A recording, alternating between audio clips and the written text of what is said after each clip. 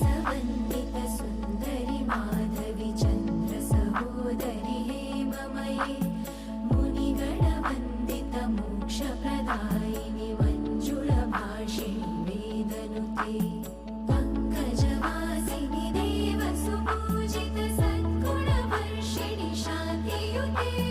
जय जय हे मधुसूदन कामिनि आदिलक्ष्मि जय पालय माम्